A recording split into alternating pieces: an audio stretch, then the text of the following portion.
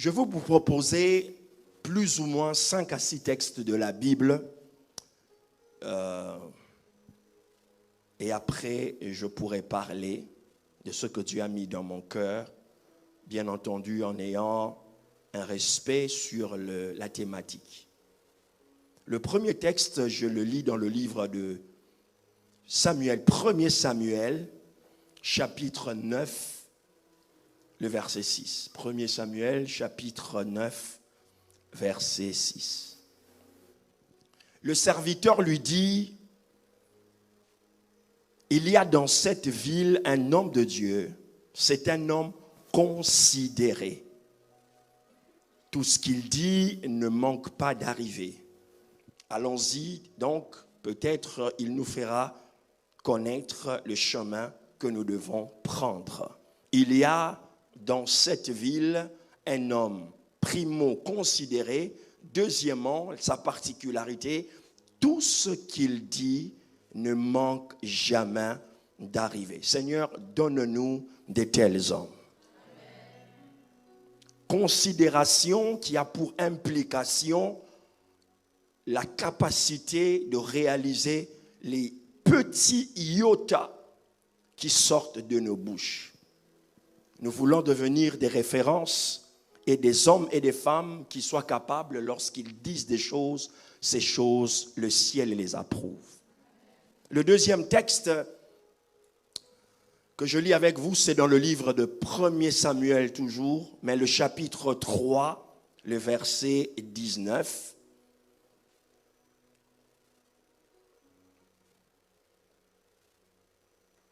Alors, il est écrit, Samuel grandissait. L'Éternel était avec lui et il ne laissa tomber à terre aucune de ses paroles. Si tu peux souligner, Samuel grandissait. Samuel grandissait. Vous allez remarquer, il y a une sorte de juxtaposition, c'est-à-dire, j'aurais pu lire le premier verset en place du deuxième et vice-versa, mais j'ai préféré parce que ça va remonter de la conclusion et je vais remonter vers le début. Et le troisième texte, je vais lire, c'est dans le livre de Actes des Apôtres, chapitre 7, verset 17. Actes des Apôtres, chapitre 7, verset 17.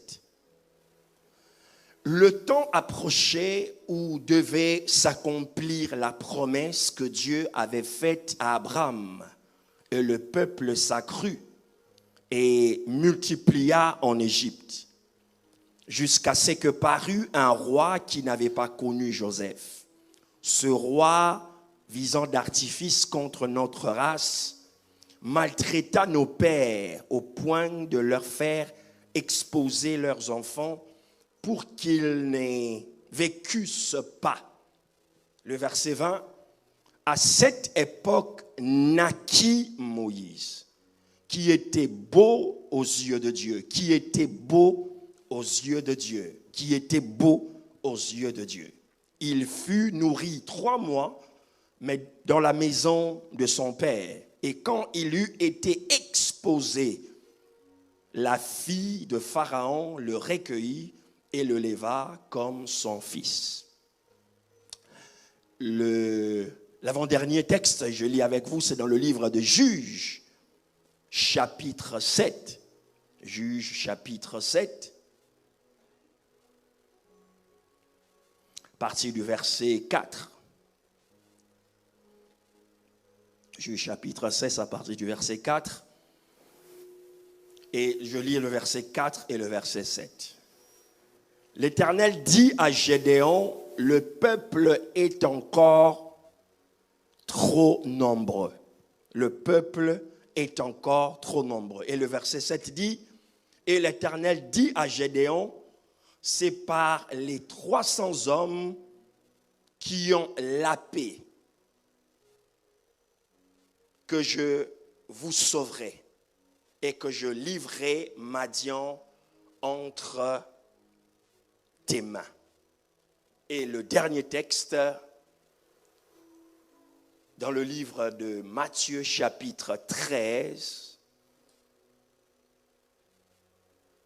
à partir du verset 31, il leur proposa une parabole, qui Jésus. Et il dit, le royaume des cieux est semblable à un grain de sénévé qu'un homme a pris et sémé dans son champ. C'est la plus petite de toutes les semences. Mais quand il a poussé, il est plus grand que les légumes et devient un arbre, de sorte que les oiseaux du ciel viennent habiter dans ses branches. Amen. On peut acclamer la lecture de ces longs versets. Il est intéressant de voir la technique de la prédication du Christ. Et je voudrais commencer avec le dernier texte pour essayer de remonter jusqu'au premier. Alors, le Christ, il était très, très intéressant de voir comment, dans ses approches, il allait utiliser des choses naturelles pour expliquer des choses célestes. Enfin, je dirais utiliser des choses terrestres pour expliquer les choses célestes. Et lorsque dans ce chapitre de Matthieu 13 qui est rempli de paraboles, il parle du royaume de Dieu en expliquant qu'il est semblable à un grain de sénévé. Mais ce qui est intéressant, c'est qu'il ne s'arrête pas en disant que c'est comme un grain de sénévé. Il va démontrer que ce grain qui est une petite sémence, lorsqu'elle est sémée, surtout dans une bonne terre, c'est-à-dire il nous fait le rapport qu'on ne peut pas avoir une bonne sémence et la mettre n'importe où. Lorsqu'elle est sémée, elle doit produire.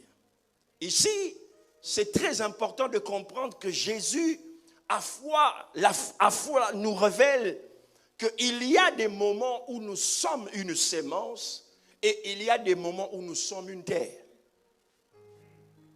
Cela veut dire que lorsque nous sommes une sémence et nous sommes plantés dans un bon endroit, nous produisons. Cela aussi veut dire que lorsque nous sommes une terre, toute sémence bonne qui entre en nous, nous avons la capacité de la multiplier. C'est-à-dire, dans ta destinée, il y a des saisons où tu seras une sémence, il y a des saisons où tu seras une terre. C'est-à-dire que lorsque tu es une sémence, tu ne dois pas restreindre. Tu ne dois pas te restreindre, tu dois te donner, tu dois t'investir, tu dois te sacrifier. Parce que tu sais que tu es une sémence. Et dans la saison où tu es une terre, sache que Dieu emmènera des bonnes sémences dans ta vie. Et lorsqu'elles entreront dans ta vie, tu en produiras par centaines et par milliers. Et parce que nous parlons de déployer ses ailes, je sais où je vais y arriver. C'est un peu confus dans ma tête. J'essaye de ramener toutes les pièces du puzzle, mais ça va aller tout à l'heure. Donc Jésus nous parle ici de cette vérité importante. Mais un petit mot m'intéresse dans ce verset, c'est le mot « quand ». Il dit « quand elle a poussé ». Jésus est très méticuleux parce qu'il ne dit pas « si elle pousse ». Elle dit « quand ». Ça veut dire qu'il n'y a pas de doute que ça poussera. C'est juste le timing. Et dans le timing ici, il y a deux dimensions que vous connaissez certainement, le chronos et le kairos. Mais Jésus n'est pas très intéressé par le chronos. Il le laisse généralement souvent aux historiens, aux mathématiciens, Ceux qui savent mettre des chronologies dans des événements. Pourquoi? Parce qu'il y a un endroit où on dit qu'il est le maître des temps et des circonstances. C'est-à-dire, il est champion dans les scénarios, à créer des scénarios pour accomplir sa volonté, afin que cette sémence-là, qui a été placée sous la terre, celui qui en sera le maître. Chaque chose a son temps. Il y a un temps pour toute chose. Et nous sommes dans le temps de déployer nos ailes. C'est la raison pour laquelle, lorsque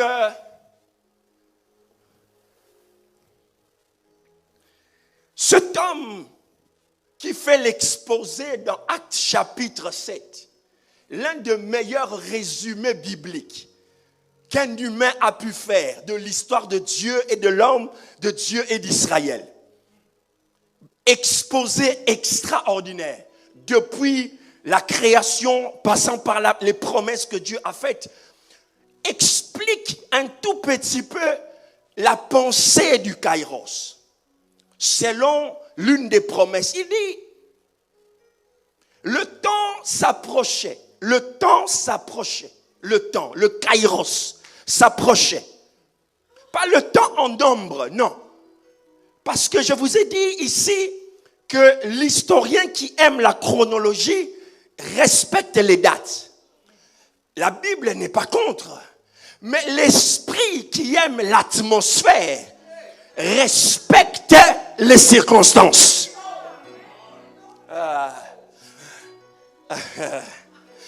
Je ne sais pas. Je vais vous donner un exemple qui s'est passé devant vos yeux. Et pour voir comment Dieu est maître. Dieu voulait que le bishop Gélil vienne prêcher à Kinshasa un jour. Il avait ça dans sa pensée. Mais il avait un autre scénario. Et le bishop avait prévu que pasteur Serge Ndala prêche. Et comme pasteur Serge Ndala a prêché, Dieu avait voulu que dans ce jour-là, que le prophète Jean Toto soit de passage à Paris. Mais il n'était pas parmi les orateurs. Mais dans le kairos de Dieu, Dieu a créé une circonstance. Il est entré dans le cœur de Gélil. Gélil a dit, ok, Jean Toto vient prêcher. Et quand Jean Toto a prêché, il y a eu entre eux une connexion. Et la connexion a produit. Et pour la première fois, même s'il avait pensé, même s'il avait désiré, mais c'est Dieu qui était le maître des temps et des circonstances. Tu ne comprends pas de quoi je suis en train de parler. Je suis en train de dire à quelqu'un, tu n'as pas besoin de chercher le comment. Le comment vient de Dieu. Dieu n'a pas besoin que tu saches exactement les dates, exactement les heures. Dieu n'a pas besoin que tu te spécialises en chronologie.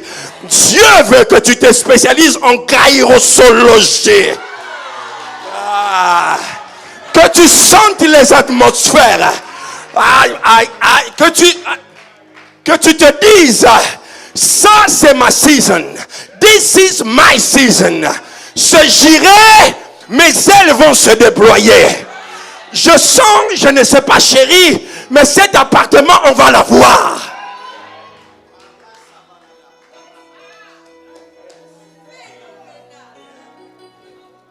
Le temps s'approchait, le temps s'approchait, le temps s'approchait, le temps s'approchait, le temps s'approchait. Jésus lui-même, on l'amène dans le temple. On l'amène dans le temple. Il y avait un homme, Gédéon, qui attendait. Il n'avait pas les dates. Il n'avait pas la description du bébé. Il ne savait pas si le bébé avait 5 kilos, avait 10 kilos, avait des cheveux crôlés, était de teint châtain, il avait des yeux bleus. Non, il n'avait aucune description. Mais il avait une promesse. Pendant qu'il avait une promesse, le temps s'approchait. Lui ne savait pas. beaucoup de bébés entraient dans le temple. Beaucoup de bébés. Parce que dans la culture, on amenait les bébés pour les présenter. Donc, beaucoup de bébés faisaient des va-et-vient. Il en a vu beaucoup. Mais rien n'a marqué son esprit. Ce jour-là, sans crier, sans tambour, ni trompette, Joseph et Marie sont entrés dans le temple. Certainement, l'atmosphère avait changé. Tu n'as pas compris ce que je suis en train de dire. Le vieillard a dit, certainement, il y a un enfant qui est entré ici. Tu sais, lorsque tu cherches quelque chose dans un magasin, tu ne sais pas ce que tu cherches. Même le vendeur, il te demande, monsieur, je peux vous aider? Tu lui dis, je ne sais pas ce que je cherche. Mais quand je vais le voir, je saurai. En matière de kairos, il n'y a pas de spécialiste. C'est la sensitivité. C'est la sensibilité. Plus tu es sensible, plus tu ressens que tu approches. Il y a des choses, on ne te dira pas. Tu sauras que c'est le temps. Tu sauras que c'est le moment.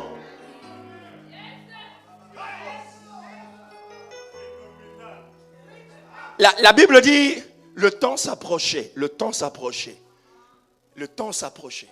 Et lorsque le kairos s'approche, le temps s'approche, il y a des signes. Il y a des signes avant-coureurs. La Bible dit, dans ce cas d'espèce, le peuple se multiplia. Lorsque tu commences à voir des multiplications de certaines choses, c'est un signe avant-coureur qu'il y a quelque chose de semblable, mais plus grand que ce que tu es en train de voir. Lorsque Dieu veut te bénir, par exemple, tu vas commencer à entendre des gens qui vont t'appeler et te dire, oh, j'ai appris que tu as beaucoup d'argent maintenant. Toi-même, tu regardes dans les poches, il n'y a rien. Non, c'est le signe avant-coureur. On va commencer à dire certaines choses qui ne sont pas forcément vraies selon toi, mais qui sont vraies selon ce que eux. Il y a ce côté, il y a des gens ici qui ne me comprennent pas. Je sens que l'onction est ici.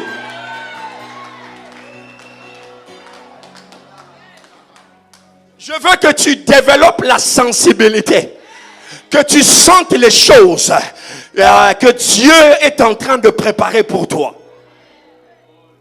La Bible dit, le temps s'approchait et les signes se multipliaient. Et parmi les signes, il y avait la croissance. Il y a eu croissance. Ils se sont multipliés et la croissance. Et il y a aussi les signes d'opposition. Donc, il y a un combat entre ce que Dieu veut faire et ce que Satan a senti pour le détruire. La Bible dit, en ce temps-là aussi, un roi qui ne connaissait pas Moïse s'est élevé pour maltraiter encore le peuple d'Israël. Un roi s'est élevé. Et la Bible dit, c'est en ce temps-là, verset 20, en ce temps-là, naquit Moïse. En ce temps, tu saisis parce que je sens il y a une onction ici. Ça va chauffer ici, il y a une onction. En ce temps, naquit Moïse. Tu dois faire très attention aux naissances des choses autour de toi. Dieu ne fait pas naître des amitiés pour rien. Dieu ne fait pas naître des rencontres pour rien. Dieu n'est pas un clown. Il n'amuse pas la galerie. Non, Dieu ne joue pas avec ta destinée. Lorsque tu vois la naissance de quelque chose, cela présage l'accomplissement d'un kairos.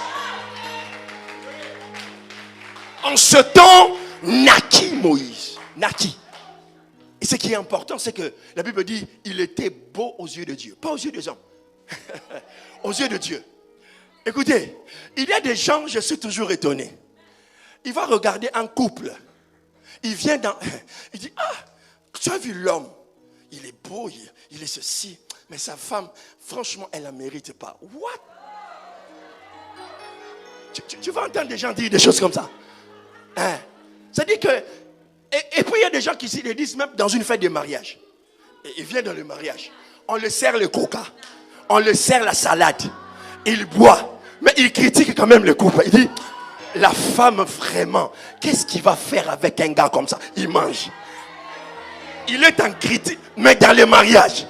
Et quand ils vont commencer à danser, elle me dit, même danser, elle ne sait pas vraiment. Pourquoi Dieu peut faire des choses comme ça? Dieu a vu que lui mérite elle. Elle mérite lui. Il y a des gens, ils auront toujours une opinion à donner sur ce que Dieu trouve beau. Come on, somebody shout hallelujah. Oh, I feel it, I feel it. Alors, asseyez-vous. Alors, pourquoi Moïse va naître? Au-delà de sa beauté, pourquoi il va naître? Certainement pour accomplir le kairos de Dieu, la promesse de Dieu. Mais Dieu, derrière, il a un plan. Pourquoi? Parce que la première des choses que Dieu va permettre, Moïse va rester que 3 mois. 3. Chez les Juifs. 3 mois. 3 mois. 3 mois. Mais 3 mois suffisent pour qu'on insère en lui la sémence du libérateur. 3 mois suffisent pour que Moïse ait le cœur attaché à Israël. 3 mois. Et le reste de temps, Dieu ne voudra pas que Moïse reste chez les Juifs. Pourquoi? Parce que dans le plan de Dieu, un esclave ne peut pas sauver un autre esclave.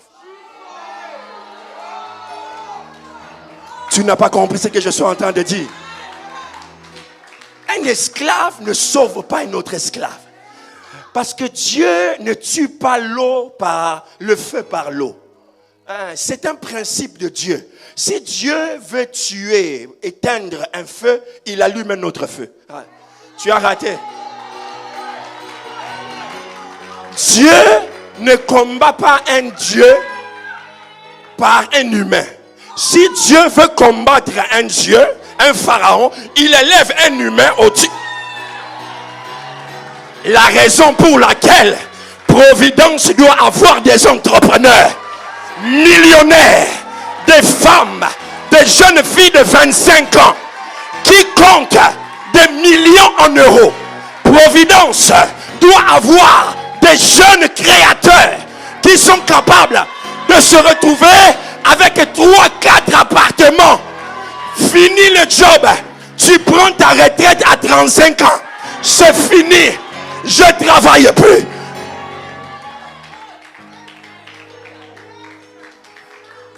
Dieu, en ce temps, naquit Moïse. Pourquoi? Parce que si Dieu laisse Moïse chez les Juifs, on lui inculque la mentalité des esclaves. S'il reste là, il sera esclave. Il sera puissant, mais il sera faible mentalement. Alors l'enfant de Pharaon va le recueillir, selon la providence. Le recueillir pour lui enseigner le leadership. Pour lui enseigner comment un prince marche. Pour lui enseigner l'architecture. Pour lui enseigner la médecine. Pour lui enseigner tous les principes de mathématiques pour élever les pyramides. Moïse va grandir avec un cœur juif, mais avec une mentalité égyptienne. L'Égypte l'inculque, la mentalité. C'est pourquoi, lorsque tu croises des fois une femme, même si toi tu n'as pas fait de grandes études comme moi, n'aie pas peur. Je parle au jeune homme ici. N'aie pas peur de ces bacs plus 5. Tu n'as pas compris, jeune homme, je te parle à toi. N'aie pas peur. Toi, tu as la vision. Lui, elle a la connaissance. Elle a le style. Elle a le savoir-faire. Dieu va le mettre à côté de. N'aie pas peur de lui dire, chérie, je suis puissant, mais je ne sais pas manger avec les couverts. Tu ne vas pas me dire amen et bien, mais c'est ça.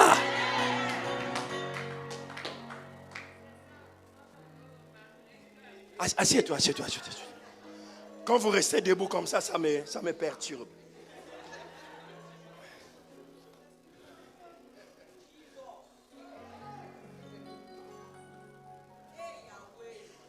Alors,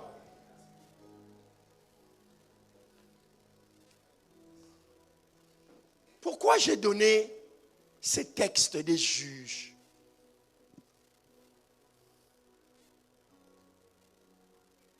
de Gédéon.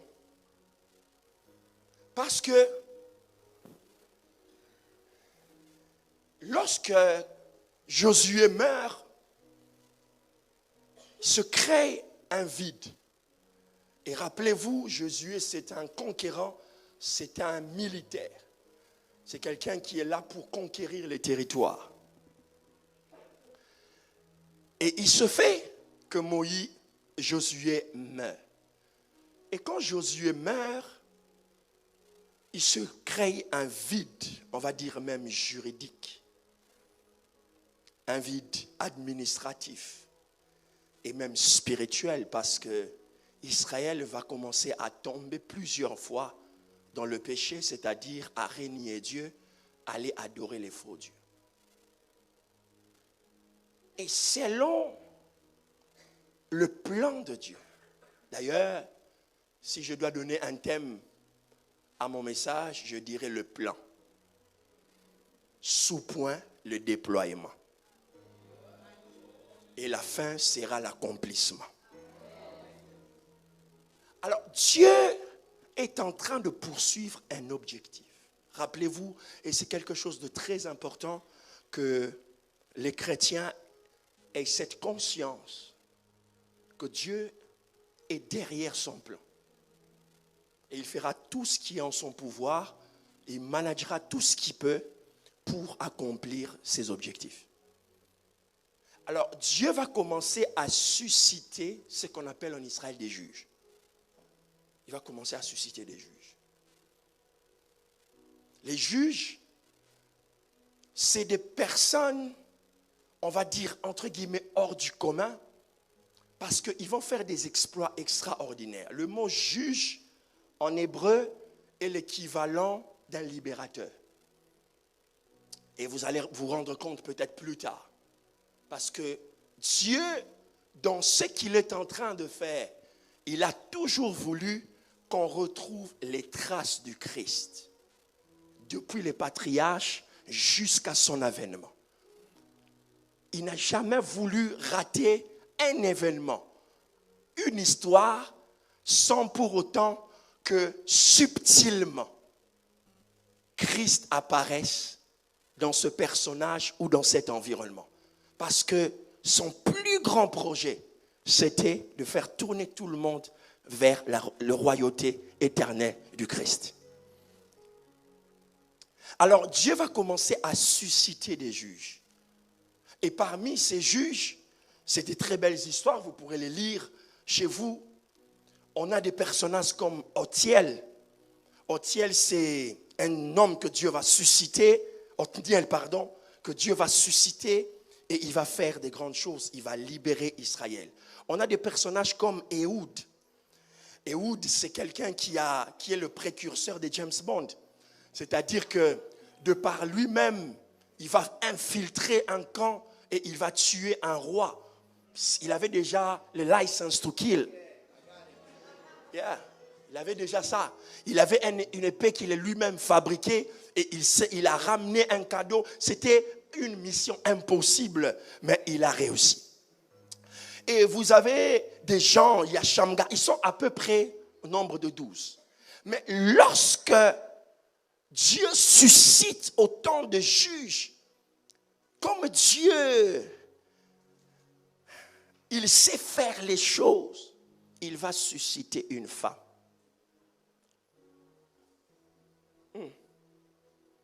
Dans ce contexte militaire. Parce que les juges, leur spécialité, c'est qu'ils conduisent des batailles pour gagner des victoires.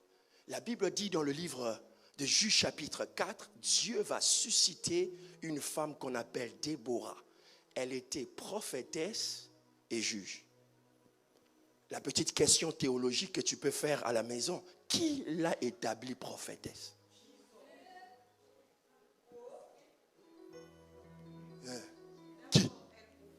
Qui l'a établie prophétesse? C'est-à-dire, dans mon entendement et dans ma compréhension, il faut comprendre, autant que Dieu est schématique et procédurier, Dieu aime l'ordre, autant que lui-même, il peut perturber son propre ordre. Ah. Pourquoi? Parce que si les gens maîtrisent totalement ce que Dieu veut faire, ça veut dire que les gens savent, il commence ici, il va finir là-bas. Il prend ça, il le fait comme ça. Or, Dieu n'aime pas que les gens le mettent dans sa poche. Il faut qu'à un certain moment, quelqu'un dise « j'avais pas vu ça venir ». C'est la raison pour laquelle il va susciter une femme. Cette femme va être extraordinaire. Juge et prophète.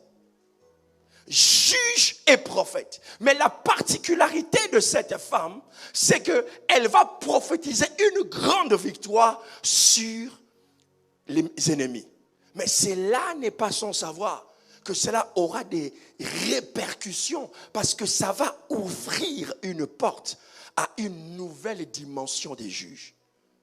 Lorsque Déborah finit son travail de juge, je n'aurai pas le temps d'aller dans les détails, il va apparaître Gédéon. Gédéon, lorsqu'il apparaît, il va ramener quelque chose de très important. Et c'est ce que je voulais dire. Il va ramener le training. Entraîner les gens. C'est-à-dire, je sais que pour l'instant, vous êtes un peu perdu. Je sais, j'ai compris. Votre silence prouve que vous êtes un peu perdu. Et c'est fait à dessein.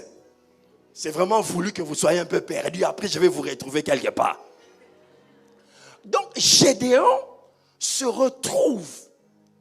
C'est un peu de l'histoire, un peu de la théologie, mais souffrez pendant quelques minutes. Qu'est-ce qui se passe avec Gédéon? Lorsque Dieu choisit Gédéon, il suscite comme juge. Gédéon, c'est le genre de personne qui aime l'argumentaire. Dieu, si tu étais vraiment avec nous, on n'aurait pas vu ça. Dieu, si tu étais Dieu. Alors, Gédéon, le fait que Dieu lui a beaucoup parlé, beaucoup parlé par les prophètes, Dieu a dit, maintenant, je vais te parler par tes ennemis. Avant qu'il n'arrive à ce niveau, Dieu dit à Gédéon, vas-y avec la force que tu as. Gédéon prend 32 000 personnes, il va avec eux. C'est-à-dire, c'est le gars qui croit que Dieu est avec lui quand il y a du monde autour. Il n'a pas encore compris qu'il peut être seul avec Dieu et Dieu agit avec lui. C'est une autre dimension de la vie chrétienne, de la foi et du leadership. Dieu a dit, je ne veux pas seulement susciter Gédéon, mais je veux que tu crées ce qu'on appelle dans le terme militaire. C'est quand je parlais de déploiement. Déploiement, c'est aussi un terme militaire que les forces spéciales d'une armée peuvent avoir. C'est-à-dire, avant que l'armée, on va dire régulière, les fantassins, tout ce qui est des troupes normales, puissent venir dans un territoire, on doit d'abord envoyer les forces spéciales. C'est des gens super entraînés, qui portent beaucoup de choses sur eux et qui ont la capacité de débrayer le terrain pour que les autres troupes arrivent. Qu'est-ce qui se passe? Gédéon prend 32 000 personnes. Dieu a dit non, je n'utiliserai pas autant de personnes quand même. Je suis Dieu, il faut quand même me respecter. Tu ne vas pas prendre tout ce monde. Ils vont tirer gloire. Je suis en train de parler à quelqu'un. Dieu veut te faire entrer dans une saison de soustraction. Parce que plus il va soustraire des choses autour de toi, plus tu vas te déployer. Je t'avais perdu, je commence à te retrouver. Gédéon prend. Dieu dit à Gédéon, dis aux gens, celui qui a peur, c'est lui qui est craintif, c'est lui qui a toutes ces choses, qu'il rentre. Gédéon, dès qu'il dit, c'est lui qui a peur, c'est lui qui est craintif, qu'il rentre. Il se retrouve, il regarde comme ça, 22 000 personnes partent. Donc, vous allez vous rendre compte qu'il y a des gens qui seront avec vous que quand ça va. Ils vont partir dès que l'événement arrive à son terme. La Bible dit, Gédéon voulait partir avec les 10 000. Avec les 10 000, Dieu lui dit, ils sont encore beaucoup. Ils sont encore trop nombreux. 10 000, c'est trop pour moi. Parce que the real anointing does more with less. La vraie onction produit plus avec peu, Dieu a dit, je vais encore réduire le nombre, mais je ne veux pas que tu les chasses. Ils vont s'auto-chasser. Ils vont s'auto-chasser. Tu n'as pas le droit de les chasser. Amène-les seulement vers une rivière. Amène-les vers une rivière. Amène-les vers une rivière. Je sais qu'ils ont soif. Amène-les vers une rivière. Et je vais te dire ceux qui vont rester avec toi et ceux que tu vas prendre. Il a dit, ceux-là qui vont juste se baisser un peu et laper l'eau avec leur langue, c'est ceux-là que tu vas prendre. Mais ceux-là qui vont s'agenouiller, ceux-là doivent partir. Pourquoi? Parce qu'ils vont te montrer, ce sont des militaires, mais leur soif est plus grande que la mission. Aïe. Non, tu vois? Tu n'as pas compris pourquoi les leaders sont debout. Parce que les leaders savent ces choses. Dieu a dit à Gédéon, écoute, ce qui est plus important, ce n'est pas leur soif, c'est ma mission. Mais ceux qui vont juste laper, ça veut dire que pour eux, ce n'est pas leur soif qui est important, c'est d'aller à la mission. Donc ils peuvent se passer de... Aïe, aïe, aïe. Tu n'es pas en train de comprendre. Lorsque tu veux embarquer quelqu'un dans ta vie, tu dois croire que cette personne n'est pas avec toi parce que ça va, parce que tu as des grandes choses à faire. Cette personne est là parce qu'elle croit réellement que à travers toi, la chose que Dieu lui a permis arrivera.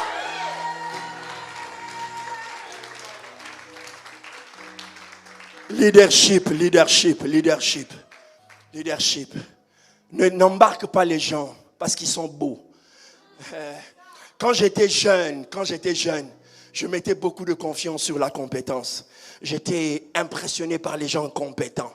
Quand tu étais compétent, tu m'épatais. Je n'avais que des yeux pour toi.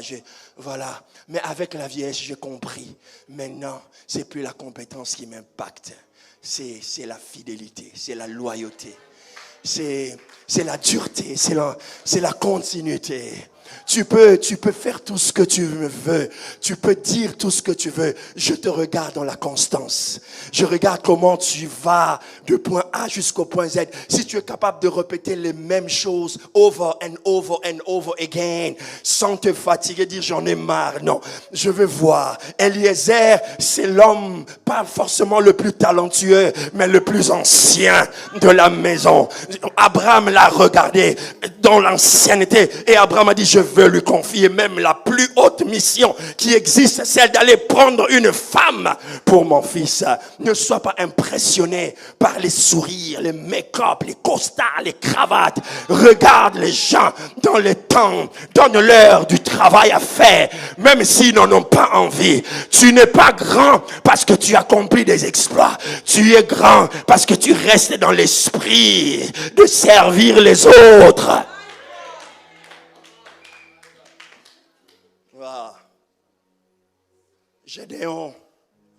Gédéon, il finit sa mission. Gédéon, il veut entrer dans sa mission.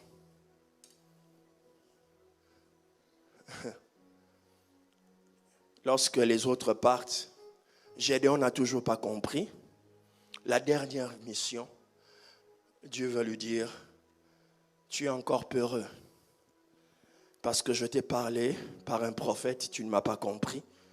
Je t'ai parlé en soustrayant les gens, tu ne m'as pas compris. Maintenant, je veux que tu entendes ce que tes ennemis disent de toi. Gédéon, c'est le genre de personne, il a confiance en Dieu, il a confiance aux autres, mais il n'a jamais confiance en lui-même. Il croit vraiment que vous êtes capable de faire des grandes choses. Mais quand lui, il dit non, c'est pas moi. Voilà. Moi, j'aime pas les gens fausse modestie. Oui, par la grâce, mais dit pasteur, je peux le faire. Oui, je peux le faire. Et Gédéon, Dieu lui dit, ok, comme tu n'as pas compris cette leçon, je veux que tu comprennes. C'est le temps de te déployer. Maintenant, pour que tu te déploies efficacement, je vais t'emmener dans le camp des ennemis. Dans le camp des ennemis, je vais utiliser le langage de tes ennemis pour que tu comprennes qui tu es. Alors Dieu dit à Gédéon, descends dans le camp des Philistins. Il descend dans le camp des Philistins. Il arrive, il entend une conversation. deux Philistins sont en train de parler. L'un lui dit à son ami, j'ai fait un rêve. Dans le rêve, j'ai vu un gâteau entrer dans le camp et éclabousser tout, détruire tout. Et l'autre dit, c'est certainement l'épée de Gédéon. Oh.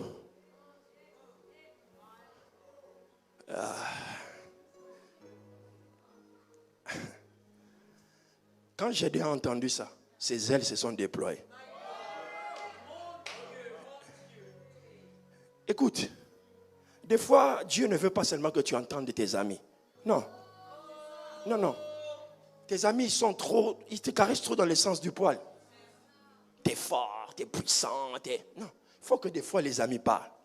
Parce que les ennemis, ils parlent des choses vraies. Mais ils ne peuvent pas les avouer des fois en public. C'est pourquoi ils parlaient en privé. Rappelle-toi de Nicodème. Quand il vient chez Jésus, il dit, nous savons. Ça veut dire qu'il parlait en privé. Mais ils n'avaient pas le courage de le dire en public. Ils savent que c'est toi qui es destiné à ce job. Ils savent que c'est toi qui as cette place-là. Mais ils font genre, comme on dit chez nous, ils font genre. Ils font genre, comme s'ils savent. Non, ils savent. Ils savent, you are the one for him. C'est toi pour lui. Ils le savent. Même la rivale là, elle le sait. Come on sisters, come on. Elles savent. Elle sait. Tout ce qu'elle fait là, elle dandy, elle fait des choses. Elle sait. C'est justement ça qui lui fait dandier là. Parce qu'elle sait que c'est toi. Ils savent. Pour la première fois, Gédéon va entendre la révélation de ce qui est exactement à travers ses ennemis. Et lorsque Gédéon finit, il gagne le combat avec 300 personnes. Le nombre n'est pas anodin. 300. Quelques années plus tard, un autre juge va apparaître qui s'appelle Samson. Samson, malgré toutes ses faiblesses, tout ce que vous pouvez lui reprocher, un jour, fâché, il va prendre 300 renards. Parce que c'était un chef militaire. Il va prendre 300 renards. Il va les attacher à la queue. Il va mettre le feu sur leur queue et il va les lâcher. Et ces renards vont entrer dans les champs des Philistins. Ils vont mettre le feu. Dieu était en train de préparer les missionnaires et la révélation des apôtres, des envoyés, qui vont mettre le feu dans le monde. Le déploiement que tu vois aujourd'hui n'est pas quelque chose que Dieu a commencé avec nous. C'était le plan de Dieu. Tu n'es qu'une représentation de ce que Dieu avait déjà prévu. Mais lorsque le temps, lorsque le kairos arrive, tu commences à voir les vérités. Et pourquoi quelqu'un me dira, mais pourquoi il avait lu le texte de Samuel? Mais je vous avais promis, non? Je commencerai à la fin pour remonter.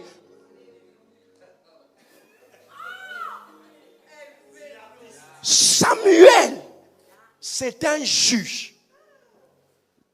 Mais d'où vient que cet homme devient un homme considéré? Parce qu'il est celui qui va servir d'intersection entre les juges et la monarchie.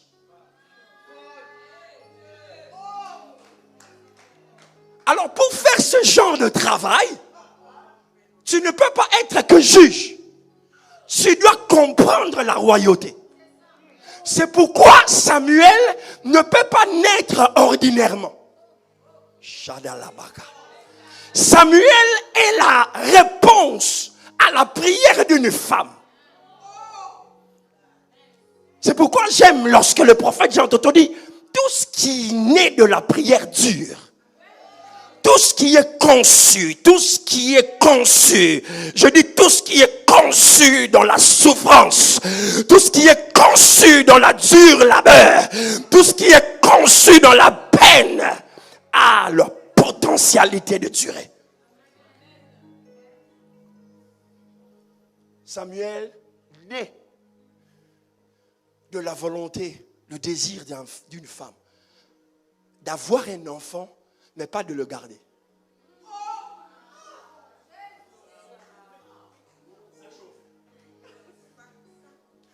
Tu veux avoir un appartement, just to show off.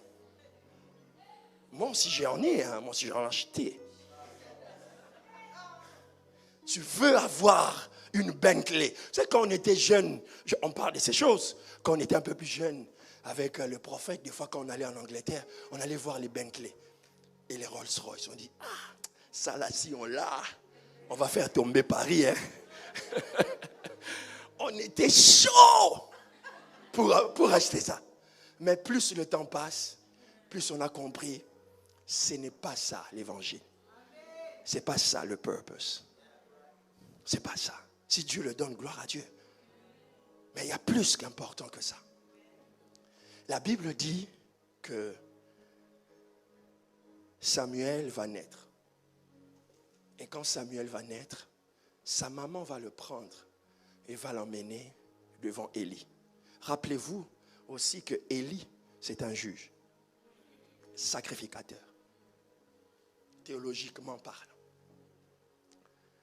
Et il grandissait. Il se déployait. Petit à petit. Il s'ouvrait. Il était devant sa Élie. Il continue à servir Dieu, mais pendant qu'il le servait, il se déployait. Le problème que nous avons avec cette génération, nous avons trop de générations spontanées, trop de ministères spontanés. En tout cas, vous allez m'excuser, mais tu n'es pas encore un homme de Dieu. Je disais tout à l'heure, la notion de la fraternité, ça dit qu'on t'appelle frère, ça a disparu. Nous, quand on était convertis, pour qu'on t'appelle serviteur de Dieu, qui va t'appeler serviteur de Dieu? Qui? Même si tu prêches, là tu transpires, tu montes sur les estrades. Ton pasteur dit, frère Serge, je viens ici. Qui va t'appeler ministre? Qui? Aujourd'hui, quelques mouvements gesticulaires. Man of God. Et woman of God. Qui t'a dit tu es woman? Dis-moi un amen phénoménal. Déploie tes ailes petit à petit. Step by step. Slowly by slowly. Avance au rythme. Et Samuel est resté devant Élie. Un jour, Dieu a dit à Samuel ce qui arrivera dans la vie de Élie. Samuel a dit, je ne le dirai pas. Pourquoi? Parce que à cause de ce qu'il représente dans ma vie, je ne le dirai pas. Mais Élie avait tellement insisté qu'il a dit. Les temps passent, les temps passent, les temps passent, et les temps passent, et doit s'accomplir maintenant la fin de ma prédication. Il faut que la royauté entre en Israël. C'est une histoire très complexe. Parce que, en même temps, Dieu ne voulait pas qu'Israël ait un roi. En même temps, lui-même, il avait prophétisé en disant que les sceptres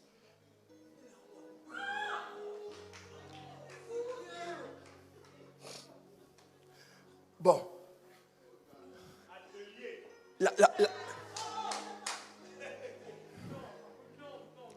En fait, je me permets, Bishop, de descendre. En fait, il y a des gens ici. L'onction veut toucher des gens ici. C'est-à-dire que ta vie est dans un, on appelle ça en anglais, turning point. Ça veut dire que c'est pas ça, mais c'est ça. Ça veut dire, Israël commence à réclamer un roi. Dieu n'est pas content. Mais Dieu lui-même, il avait déjà dit que Judas, c'est de toi que sortiront.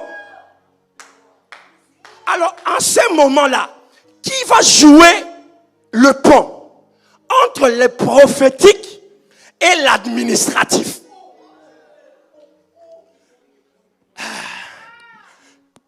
Tu es un Samuel.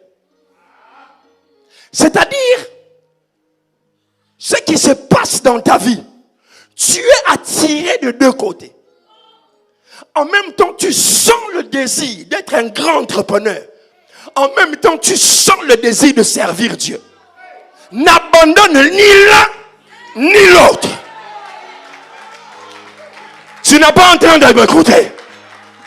Parce que Dieu veut honorer jusqu'à ce que tu te déploies et que tes paroles ne tombent plus par terre. Que tu deviennes un homme considéré. Dieu veut, parce qu'il sait que dans ce siècle-ci, les gens, I feel the anointing upon this girl. Open us, I release, I release, I release, I release, I release, I release, I release the anointing.